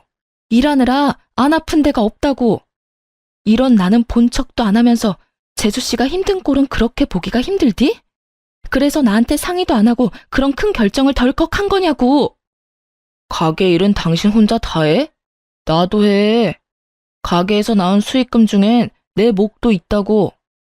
내 돈으로 내가 가족을 위해서 좀 쓰겠다는데 이렇게까지 사람을 몰아세워야 속이 편해? 이렇게까지 몰아세우게 만든 사람이 누군데? 어떻게 당신은 당신 집 일이라면 앞뒤 없이 지갑이 바로 열려? 그리고 뭐? 당신 돈? 정확히 해야지. 그건 당신 돈이 아니라 우리 돈이야, 우리 돈. 아, 진짜? 그러면 이러지 말고 우리 수익 분배를 확실하게 하자. 정확히 반반 나눠서 어디에 얼마를 쓰든지 간에 서로 간섭하지 말자고. 좋아, 그렇게 해. 나도 버는 사람 따로 쓰는 사람 따로 있는 이 생활 불만 많았다고. 당신 집에 온 재산 다 털리고 후회나 하지 마. 지금이야 돈 있으니까 당신한테 최고라고 해주고 당신 치켜 세워주지. 당신한테 돈 떨어지는 순간 다 끝이야. 당신 식구들이 당신 도와주기나 할 것 같아? 우리 가족이 돈만 밝히는 당신 같은 줄 알아? 그리고 내가 왜 돈이 떨어져?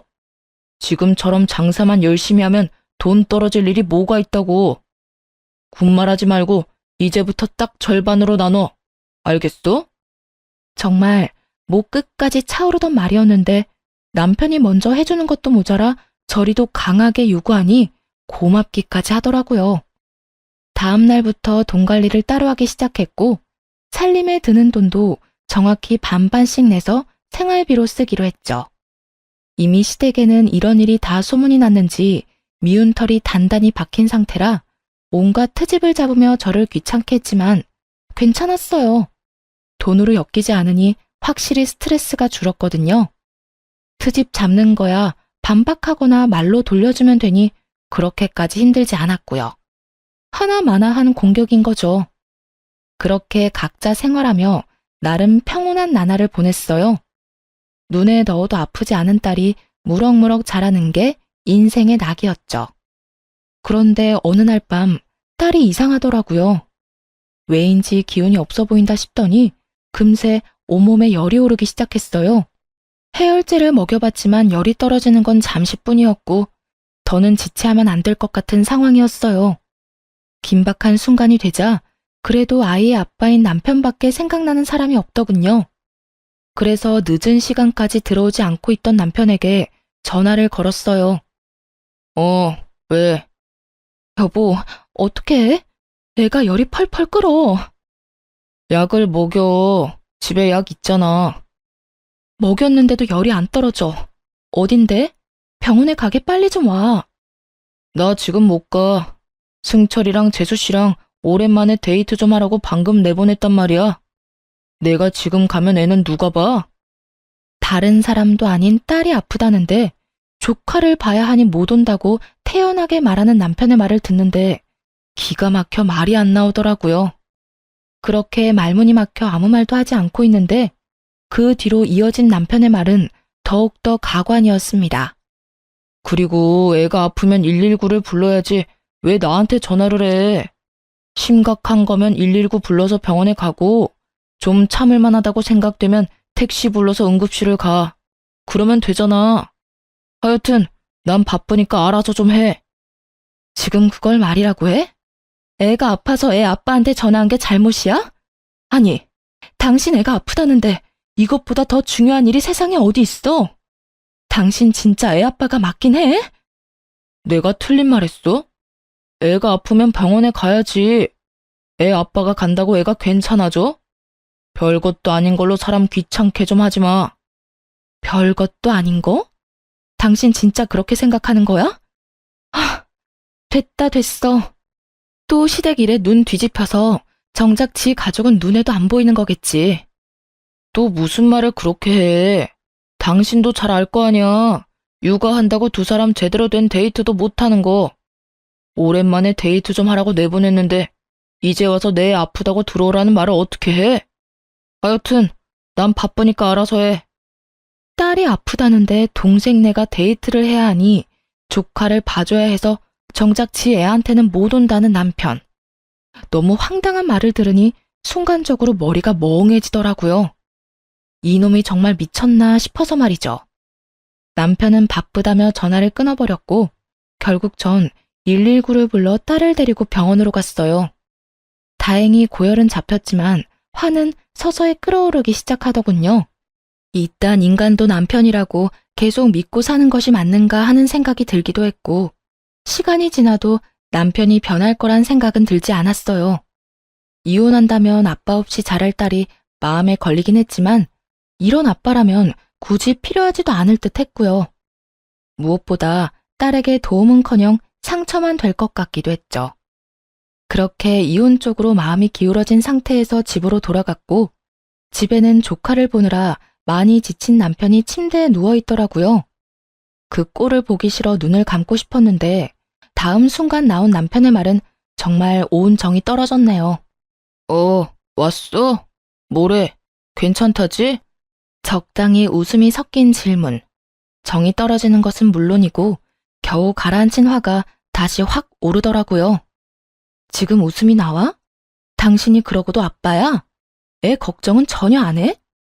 걱정하면 뭐가 달라져? 그리고 괜찮으니까 집에도 온 거 아니야. 피곤하면 잠을 자. 괜히 나한테 짜증내지 말고 말이야. 내가 지금 피곤해서 당신한테 짜증내는 줄 알아? 당신이 하는 행동이 화가 나서 이러는 거야. 애가 아프다는데 한다는 말이 119를 부르라고? 누군 119 부를 줄 몰라서 당신한테 연락한 줄 아냐고. 그래도 당신이 우리 딸 아빠니까 연락한 거였지. 나도 무섭고 걱정되니까 그런 순간에 당신하고 함께 있고 싶어서 그래서 연락한 거였다고. 그만 좀 해라. 애만 멀쩡하면 된 거지. 별것도 아닌 걸로 성질 좀 내지 마. 우리 딸한텐 당신이 있었고 그때 조카한테 나뿐이었으니까 어쩔 수 없는 상황이었잖아. 가족끼리 서로 돕고 살면 좋은 거지.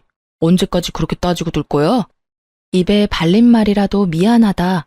나도 어쩔 수 없는 상황이었다. 다음부턴 우리 가족을 우선으로 하겠다 등의 말이 나올 줄 알았어요. 조금이라도 미안해하는 기색이었다면 그토록 화가 나진 않았을 텐데요.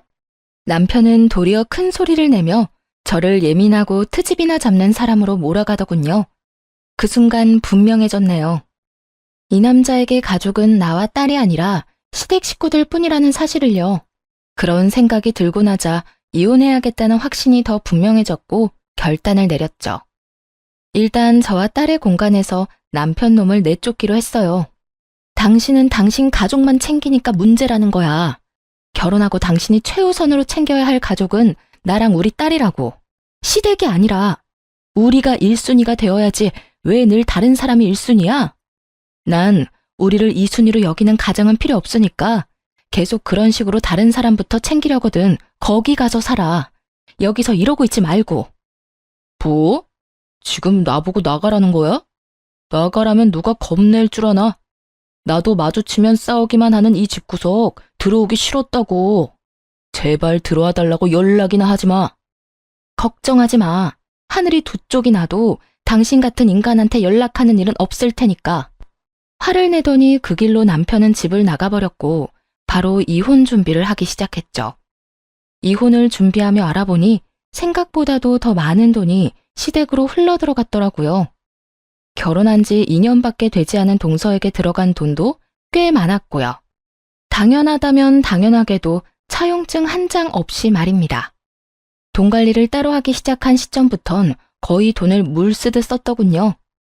힘들었던 시절은 생각지도 않고 피땀 흘려 번 돈으로 시댁 식구들만 챙기는 남편의 행동은 이혼 사유로 충분했죠. 물론 이혼을 결심하며 딸이 걱정스러운 건 있었어요. 그런데 딸아이 역시 남편에게 실망을 많이 했더라고요. 엄마, 그냥 아빠랑 이혼해. 아빠한텐 우리가 항상 2등이잖아. 난 이제 그런 아빠 필요 없어. 어? 우리 딸 아빠한테 화 많이 났구나? 화가 난 게 아니라 아무 감정도 없는 거야. 아빠랑 뭘 해본 기억도 없고 웃으면서 이야기 나눈 기억도 거의 없어. 그런 아빠한테 무슨 화가 나겠어? 그러니까 엄마도 내 걱정하지 말고 이혼하고 싶으면 그냥 이혼해도 된다고 말해주고 싶었어. 우리 반에도 이혼한 애들 꽤 있으니까 이상한 걱정하지 말고. 혹시나 이혼이라는 선택이 딸에겐 상처만 되는 이기적인 선택이진 않을까 고민했었는데 딸에게서 이런 말을 들으니 옳은 선택이었다 싶었어요. 어린 딸에게 이런 말까지 나오게 한 남편에게 정말 분노하기도 했고요. 이혼은 순탄하지 않았어요. 남편이 이혼을 거부한 것은 아니었지만 위자료를 주지 않으려 갖은 애를 썼거든요. 시댁엔 큰돈을 아무렇지 않게 턱턱 내놓더니 저에겐 한 푼이라도 아껴보려 하는 모습을 보며 이혼을 결심하길 잘했다는 생각을 다시금 했네요. 양육권은 두말할 것 없이 제가 가져오게 되었고 위자료 역시 생각보다 더 큰 금액을 받게 되었어요. 집은 제 명의였고 가게는 남편 명의였기에 이혼을 하자마자 용달차를 불러 남편의 짐을 동선의 집으로 보내버렸어요. 짐을 받은 동선은 전화를 해서는 개거품을 물기 시작하더라고요. 형님 진짜 미쳤어요? 이 짐을 왜 저한테다 보내세요? 왜? 내 전남편이 매일같이 그 집에 가 있길래 거기가 내 전남편 집인 줄 알았는데? 그걸 지금 말이라고 해요? 얼른 다시 가지고 가세요. 그렇지 않아도 하루가 멀다고 찾아와서 귀찮아 죽겠는데 짐까지 우리 집에 있는 거 알면 여기서 살다시피 할 거 아니에요. 그까지 돈 좀 줬다고 빈드라도 붙을 생각이야 뭐야? 하여튼 눈치가 없어도 너무 없다니까. 가라고 눈치를 줘도 알아먹지를 못해요. 전 그런 눈치 없는 아주버님 데리고 살 생각 전혀 없으니까 얼른 짐 다시 가지고 가세요. 난 이미 동서한테 다 보냈고 내 손은 다 떠나갔으니까 정 싫으면 동서가 어머님 댁으로 보내든 다 태워버려버리든 알아서 해. 나한테 이런 연락하지 말고. 이제 우리 엄연히 남남인 거 몰라? 눈치 없는 동선의 아주버님, 이제 나하고 아무 사이도 아니고 동서 가족이니까 알아서 잘 챙겨 살아. 늘 그랬던 것처럼 말이야. 언제는 전남편이 최고라며 치켜 세우기 바쁘더니 빼먹을 것이 없어지자 동서는 전남편을 짐짝 취급을 해대더라고요. 형님, 글쎄 전 아주버님을 제 식구라고 생각해 본 적이 없다니까요. 식구도 아닌데 무슨 돈은 그렇게나 많이 받았대? 차용증 한 장 없이 말이야. 그거야. 난 그저 힘들다고 했을 뿐인데 아주버님이 나서서 돈을 준 것뿐이라고요. 주는 돈을 안 받는 사람이 어디 있어요? 그리고 다 갚을 거예요. 가족끼리 차용증은 무슨? 데리고 살라고 할 땐 식구가 아니라고 하더니 돈 이야기엔 가족? 동서는 참 말이 앞뒤가 안 맞네. 자기 마음대로 이랬다 저랬다 편하게도 산다. 하여튼 형님한테 빌린 돈 아니니까 신경 쓰지 마세요. 짐은 빨리 다시 가지고 가시고요. 동서는 화를 내며 온갖 험한 말과 함께 전 남편에 대한 욕을 쏟아냈고 그 모든 내용을 녹음해 전 남편에게 보내버렸어요. 돈은 돈대로 쓰고 무슨 일이 있다면 만사를 제쳐놓고 도와줬던 인간들이 전 남편을 어떻게 생각하고 있는지 알려주기 위함이었죠.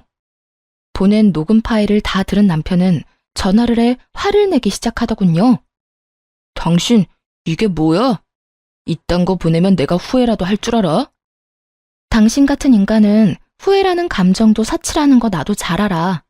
난 그저 당신이 지금 어떤 처지인지 똑바로 알고나 있으라고 보낸 거야. 당신이 그렇게 믿어 의심치 않던 당신 재수 씨도 당신이라면 지긋지긋하다고 하니 당신 엄마 집에나 가야겠네. 하여튼 오갈 데 없다고 우리 집엔 오지 말고. 이젠 우리 집에 당신 짐도 없으니까 말이야. 내가 말했지. 오라고 해도 안 간다고. 이혼까지 한 마당에 내가 미쳤다고 그 집에 가냐? 당신 잊었나 본데 가게는 내 거야. 가게가 있는데 그깟 집 언제든 벌어서 사면 된다고. 그때 가서 후회나 하지 마. 당신이야말로 이 가게 아니면 어디 가서 돈이나 벌어 먹고 살 수 있을 거나 같아? 나니까 당신 데리고 살아준 거야. 이거 왜 이래? 어디 두고 보자. 그래, 누가 더 잘 먹고 잘 사나. 그래, 두고 보자고. 전 남편은 제가 이혼을 후회할 것이라 호언장담하더군요. 길고 짧은 건 대봐야 안다지만 이건 굳이 대보지 않아도 뻔히 알 수 있는 것이었죠. 그렇게 마지막까지도 전 남편과는 얼굴을 붉히며 끝을 봤고 저와 딸은 빠르게 안정을 찾아갔어요. 워낙 가정에 무관심했던 아빠라 없어도 표시도 나지 않더라고요. 전 남편의 빈자리가 아쉽기는커녕 이혼 따위 한 적도 없다는 듯 평화로운 나날들을 보내고 있었죠. 그렇게 3개월쯤 지났을 때일까요? 전 남편의 가게에 파리만 날린다는 소문이 나돌더라고요. 제가 빠진 가게가 평탄하지 않을 거라는 예상은 했지만 그 시점이 너무 빨라 조금은 놀랍더라고요. 도대체 어떻게 된 것인지 궁금해지던 찰나 전 남편에게 연락이 왔어요. 여보, 나 요즘 너무 힘들다. 우리가 힘들게 일군 가게 문 닫기 직전이야. 그래, 망해간다는 소문이 여기까지 들리더라. 말아먹을 건 알고 있었지만 3개월은 너무 빠르지 않아? 어떻게 6년 동안 일군 가게를 3개월 만에 말아먹을 수가 있어? 그게 우리 이혼하고 난 뒤에 일손이 부족해서 우리 가족한테 일 좀 도와달라고 부탁했었거든. 그런데 아무도 안 도와주는 거야. 엄마는 온몸이 아프다고 그러더니 쇼핑이나 다니고 동생이랑 재수 씨는 아기 핑계대고 여행 다니더라. 돈 받아갈 땐 간이고 쓸개고 다 빼줄 것처럼 굴더니 정작 내가 필요할 땐 아무도 안 도와주는 거 있지? 내 연락도 차단해버리고 말이야. 결국엔 직원을 구했는데 그 직원이 식자재 관리를 잘못하는 바람에 손님들 장염 걸리고 식품위생청 신고 들어오고 난리도 아니었어. 들어보니 망해가는 식당의 지름길을 밟고 있더라고요. 잘못된 식자재 관리에 단골 손님들의 장염, 칭찬이 가득했던 가게 리뷰엔 각종 악플만 가득하다고 하더라고요.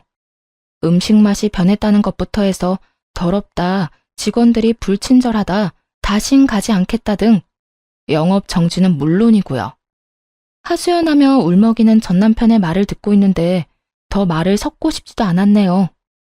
식자재 관리는 직접 해라. 사장이 친절해야 직원도 친절하다. 쓰레기통에서는 개도 밥 먹기가 싫다 등등. 입이 마르고 닳도록 말했었는데 단 하나도 새겨듣지 않아 일어난 일들이더군요. 거기에다 전시댁 인간들까지 한몫했고 말이죠. 왜 아무 말도 없어? 나랑 이제 말도 하기 싫어? 당신 같으면 당신이랑 말 섞고 싶겠어? 그러게, 내가 뭐라고 그랬어? 당신한테 식구는 우리라고 했었지? 돈은 돈대로 뜯기고 가게는 가게대로 말아먹고 다 망해가는 거 자랑질이라도 하려고 연락했니? 왜 연락한 거야? 아니, 넌 그냥 일이 이렇게 되고 나니까 당신 생각나서 연락했어. 당신 말이 다 옳았다 싶기도 해서 말이야. 미안해. 그땐 내가 어리석었어. 이제 와서 사과하면 내가 받아줄 거라 생각해? 정신 차려. 이혼 도장 잉크 마른 지 오래고 난 당신 사과 같은 거 이제 필요 없어. 정 나한테 속죄하고 싶으면 다신 연락을 하지 마. 난 그거면 충분하니까. 그렇게 다신 연락도 하지 말라는 말과 함께 전화를 끊어버렸어요. 그 후 결국 가게 문을 닫았다는 소식이 들려오더라고요. 전 시댁 인간들에게 돈을 다 뜯겨버린 전 남편은 직원들 줄 월급도 없어 권리금도 없이 가게를 내놓았다는 이야기도 들을 수 있었고요. 관리만 잘해서 넘겼으면 권리금이 꽤 됐을 텐데 말이에요. 제 젊은 시절을 갈아 넣은 걸 생각하면 서글프긴 했지만 다 자업자득이다 싶으며 속이 다 시원하더군요. 그렇게 다신 소식을 들을 일도 만날 일도 없을 거라 생각했는데 전 남편이 글쎄 딸을 찾아왔더라고요. 전 시댁엔 아무리 도움을 구해봐도 연락조차 되지 않고 그렇다고 저를 찾아오자니 얻는 거 없이 욕만 먹을 것 같았나 보죠. 전 남편이 나름대로 잔머리를 쓴 것이었죠. 딸에게 아빠가 학교 앞으로 찾아왔다는 이야기를 듣고 불이 나게 달려갔더니 거짓골을 한 전 남편이 딸아이를 붙잡고 있더라고요. 우리 딸, 아빠 안 보고 싶었어? 어떻게 아빠한테 연락 한 통이 없어? 아빠 조금 서운하더라. 전 남편의 물음에도 딸은 눈도 마주치지 않은 채 아무 말도 하지 않고 있더라고요. 그 모습을 보는데 정말이지 딸만 아니었다면 욕이라도 시원하게 해주고 싶은 심정이었어요. 당신, 여기가 어디라고 와? 당신 왔어? 나야 우리 딸 보고 싶어서 왔지. 내가 못 올 때 온 것도 아니고 뭘 그렇게까지 화를 내. 남들이 보면 오해하겠다. 화를 안 내게 생겼어? 이때까지 연락 한 통 없다가 갑자기 찾아와서 보고 싶었다고 하면 우리가 받아줘야 해? 당신은 예나 지금이나 왜 이렇게 뻔뻔해? 당신 지금 오해하고 있는가 본데 나 그냥 막 찾아온 거 아니야. 나도 참다가 우리 딸이 너무 보고 싶어서 고민하다가 찾아온 거라고. 아빠가 딸 보고 싶은 건 당연한 거 아니야? 그 당연히 보고 싶은 마음이 너무 늦었다고 생각 안 해? 우리 이혼한 지 1년이야. 1년 동안 단 한 번도 보고 싶단 연락도 없었으면서 이제 와서 찾아온 이유가 뭐야? 이유는 무슨, 정말 보고 싶어서 왔다니까. 온 김에 우리 딸이랑 맛있는 것도 먹고 집에서 시간도 같이 보내고 하면 좋잖아. 전 남편은 능청스럽게도 상황을 모면하려 애쓰더라고요. 그런 전 남편의 모습에 기가 막혀 말문이 막혀 있는데 딸이 제 손을 잡더니 전 남편을 향해 이렇게 말하더라고요. 아빠, 이제 나 찾아오지 마. 난 아빠 안 보고 싶어. 딸의 말을 들은 전 남편은 적잖게 당황했는지 눈을 동그랗게 뜨고 딸에게 되묻더라고요. 그리곤 화가 많이 난 딸이 투정이나 부린다고 생각한 듯 장난스럽게 딸의 화를 풀어주려 애쓰더군요. 뭐라고? 우리 딸 아빠한테 화 많이 났구나. 아빠가 미안해. 이렇게 아빠 사과할 테니까 화 좀 풀어라. 응? 나 아빠한테 화 안 났어. 그냥 아빠가 보고 싶지 않을 뿐이야. 내가 아플 때도 엄마가 힘들 때도 우리보다는 다른 사람 돕는다고 바빴어. 난 아빠 필요 없어진 지 오래됐어. 그러니까 원래 하던 대로 우리한테 찾아오지 말고 혼자 살아. 딸, 그땐 아빠가 어리석었어. 아빠가 진짜 반성 많이 했다고. 그러니까 우리 딸 화 좀 풀어주면 안 될까? 이제부터 아빠가 우리 딸한테 정말로 잘할게. 우리 딸이 필요하다고 하면 그게 어디든 언제든 상관없이 만사를 제쳐두고 달려올게. 응? 필요 없으니까 아빠는 아빠가 사랑하는 가족들이랑 잘 살아. 난 엄마만 있으면 되니까. 딸의 말을 들은 전 남편은 눈물을 줄줄 흘리더라고요. 단호해도 너무나도 단호한 딸의 태도에 아무 말도 못한 채 말이죠.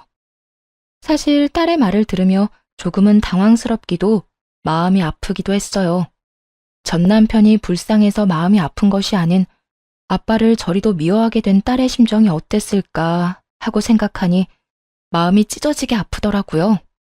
그리고 딸이 전 남편을 미워하는 건 알고 있긴 했지만 저토록 미워하는 줄은 몰랐기에 전 남편 못지않게 당황스럽기도 하더라고요. 전 남편은 눈물만 뚝뚝 흘리고 있었고 딸은 그런 아빠의 모습이 더는 보기 싫다는 듯 손을 잡아 끌더군요. 그게 전 남편을 마지막으로 만난 날이었어요. 딸에게 그런 말까지 들은 전 남편은 더는 찾아오지 않았으니까요. 이젠 정말 끝이라고 생각했습니다. 그런데 끝날 때까지 끝난 것이 아니더라고요. 당시 동네 마트에서 계약직으로 일하고 있었는데 그곳으로 글쎄 동서가 찾아왔더라고요. 도대체 어떻게 알고 찾아온 것인지 알 순 없지만 찾아와 다짜고짜 한다는 말이 정말 가관이었어요. 형님, 이렇게 숨어 있으면 내가 모를 줄 알았어요? 숨긴 누가 숨었다고 그래. 난 그저 내 할 일 하면서 열심히 살고 있는 거야. 갑자기 찾아와서 뭐 하는 짓이야, 지금? 뭐 하는지? 몰라서 물어요? 당장 형님 남편 데리고 가요. 내가 아주버님 때문에 살 수가 없다고요. 하루가 멀다고 찾아와서 돈 내놓으라고 빚독촉을 해대는데 정말 살 수가 없다고요. 정말 살 수가 없는 사람이 누군데 이딴 말을 하는 것인지 이해가 되지 않았어요. 동서는 마치 제가 이혼했다는 사실을 모르는 사람처럼 몰아세우기 시작했고 그런 뻔뻔한 태도에 화가 점점 치솟기 시작했죠. 살 수가 없으면 돈을 갚아. 그러면 되겠네. 그리고 나랑 그 인간 이혼한 지가 언젠데 날 찾아와서 이 난리야? 여기서 난동 그만 부리고 동서 아주버님하고나 잘 이야기해봐. 말이 통했으면 여기까지 찾아왔겠어요? 내가 정말 살 수가 없다고요. 이미 동네에 소문까지 나서 이사해야 할 판국이라고요. 그래? 이사하려면 집 팔아야 하잖아. 집 판 김에 돈 갚으면 되겠네. 기억하지? 그 집 살 때 그 인간이 큰돈 보탠 거. 도움받은 금액이 꽤 큰데 입 싹 닫지 말고 얼마라도 좀 갚아. 사람이 그 정도 양심은 지키면서 살자. 어? 형님, 정말 이러실 거예요? 동서는 본격적으로 언성을 높이며 행패를 부리기 시작하더라고요. 여기 귀 먹은 사람 없어. 소리 못 낮춰? 남의 직장까지 찾아와서 이게 도대체 뭐 하는 짓거리야? 그러니까 이 꼴 저 꼴 보기 싫으면 아주버님 데리고 가면 되잖아요. 저라고 좋아서 이러는 줄 알아요? 저도 바쁜 사람이라고요. 동서는 전 남편을 데리고 가라며 말 그대로 난동을 부리기 시작했어요. 말 자체가 통하지 않았고 어떻게 해야 할지 몰라 당황하고 있던 그 순간 마트 사장님이 다가와 제 앞을 막고 섰어요. 저기요, 여기서 이러시면 안 됩니다. 당장 나가주세요. 갑작스러운 사장님의 등장에 동서는 몸까지 바르르 떨며 사장님을 밀치며 화를 내기 시작하더군요. 이 아저씨는 또 뭐야? 난 아저씨랑 할 이야기 없거든요? 당장 비켜요. 아, 비키라고! 자꾸 이런 식으로 굴면 경찰에 신고할 수밖에 없어요. CCTV도 있고 이 정도면 영업 방해로 신고하기에 충분하거든요. 경찰서까지 끌려가기 싫으면 당장 나가세요.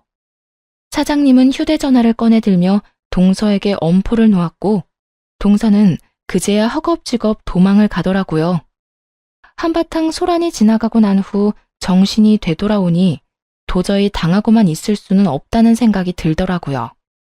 돈을 받았을 때는 언제고 이제 와서 돈 내놓기 싫은 그 심보도 심보였지만 이미 다 끝난 저를 찾아와 난동을 부리는데 도저히 용서할 수가 없었어요. 당시 동서는 회사를 이직한 상태였는데 전 남편에게 숨기고 있다는 사실을 전 알고 있었어요. 눈에는 눈, 이에는 이라고 전 남편에게 연락해 동서가 이직한 회사를 알려주었죠. 입사하는 것이 하늘의 별 따기라던 대기업에 다니고 있다는 사실을요.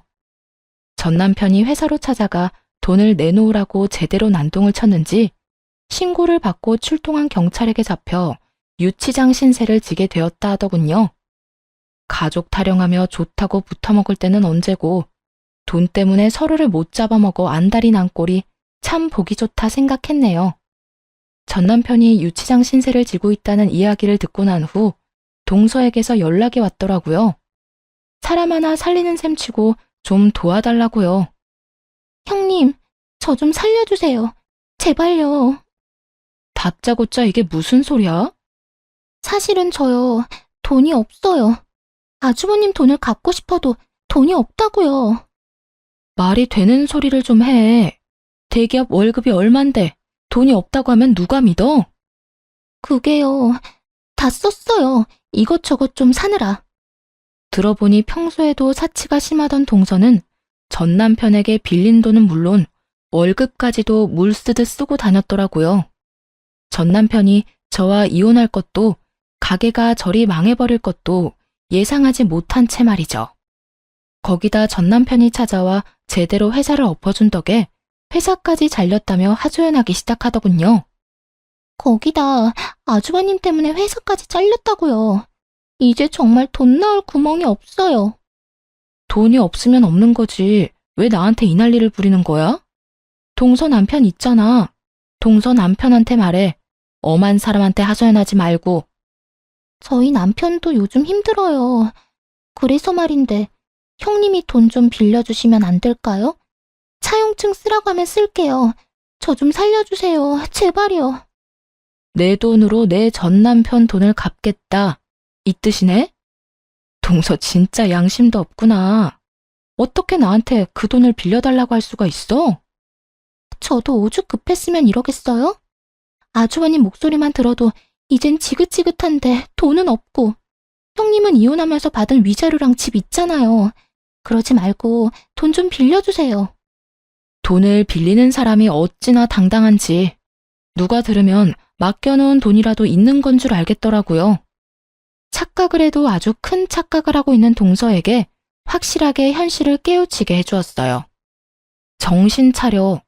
그 돈이 있다고 해도 동서한테 빌려줄 일은 없어.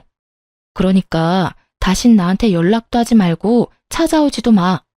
내가 동서 해주니까 우리가 아직도 가족인 것 같아? 그저 그쪽 저쪽이라 하기 못해서 불러주는 거니까 착각하지 마. 알겠어? 그리고 다시 나한테 피해주잖아? 동서도 내 전 남편이랑 나란히 유치장 신세 지게 해줄 테니까. 유치장은 가고 싶지 않았는지 더는 연락이 온다거나 찾아오는 일은 없더라고요. 그렇게 돈 나오던 방망이가 사라진 후 돈을 물 쓰듯이 쓰던 전 시댁 식구들은 빠르게 무너져 내렸어요. 동선에는 사업을 하다 제대로 망해버려 좁은 단칸방으로 이사를 갔다고 하고 전 시댁은 그런 동선애를 도와주다 함께 망해버렸다고 하고요. 능력도 없는 것들이 돈만 믿고 설치다 집안 하나 잘 말아먹었다 했네요. 그 후 전 시댁과의 소식이 완전히 끊겨버리고 잘 지내고 있습니다. 여전히 마트에서 일하며 딸과 함께 행복한 나날들을 보내고 있는 중이에요. 무엇보다 사장님이 저와 딸을 잘 챙겨주셔 몸도 마음도 편한 요즘이에요. 딸아이도 마트 사장님을 무척이나 좋아하는데요. 운동회를 앞둔 어느 날 딸이 이런 말을 하더라고요. 엄마, 마트 사장님, 나 운동회 할 때 엄마랑 같이 오면 안 돼? 엄마 혼자 오는 것보다 사장님도 같이 오면 나도 좋고 엄마도 좋을 것 같아. 사장님이랑? 그건 좀 힘들 수도 있을 것 같은데. 아무래도 사장님이 부담스러울 수도 있을 것 같아. 아니야. 저번에 운동회 이야기하니까 꼭 오고 싶다고 했어. 그러니까 엄마가 한번 물어나 봐봐. 아마 꼭 오고 싶다고 할걸? 평소 사장님과 장단이 잘 맞아 친하게 지내던 터라 딸이 함께하고파 하는 마음을 이해하지 못하는 건 아니었지만 조금은 조심스럽더라고요. 그래도 딸이 너무 기대를 하고 있던 터라 조심스럽게 사장님께 물어보았고 사장님은 흔쾌히 함께 하겠노라 말해주었어요. 정말 저도 가도 되나요? 그렇지 않아도 꼭 가보고 싶었는데 초대해 주셔서 감사해요. 요즘도 도시락도 싸고 하나요? 그날 김밥은 제가 쌀 테니 그냥 몸만 오세요. 아셨죠? 결국 사장님과 함께 딸의 운동회에 참석하게 되었고 참 즐겁더라고요. 막상 전 남편과는 딸의 학교 행사에 참석해 본 적이 없는데 사장님과 함께 딸과 좋은 시간을 보내고 있으니 가족이 된 기분마저 들었어요. 그렇게 웃고 떠들며 즐거운 시간을 보내던 중 사장님이 이런 말을 하더라고요. 평생 일만 하느라 혼자 늙어 죽을 거라 생각했는데 덕분에 이런 것도 와보고 호강하네요. 아니에요. 사장님 덕분에 저희가 더 즐거운걸요. 우리 딸 저렇게 즐거워하는 거 정말 오랜만이에요. 감사해요. 곤란한 부탁일 수도 있는데 흔쾌히 와주셔서요. 저 진짜 오고 싶었다니까요. 막상 와보니까 오길 정말 잘했다 싶어요. 가족이란 이런 거구나 싶기도 하고 이대로 한 가족이면 정말 좋겠다 싶기도 하고요. 어때요? 이렇게 가족이 되면 정말 행복할 것 같지 않아요? 나만 그래요? 네? 아, 행복할 것 같네요. 순간 너무 당황하여 대충 대답하긴 했지만 되뇌면 되낼수록 혼란스럽더라고요. 이건 고백인가 해서요. 아무래도 저는 이혼녀에다 딸이 있는 입장이라 항상 모든 것이 조심스러워 사장님의 말에 어떻게 대해야 할지 고민스러운 요즘입니다. 여러분의 생각은 어떠신가요? 이건 고백일까요? 그저 분위기에 취해 던져본 말일까요? 긴 사연 함께 해주셔서 감사합니다.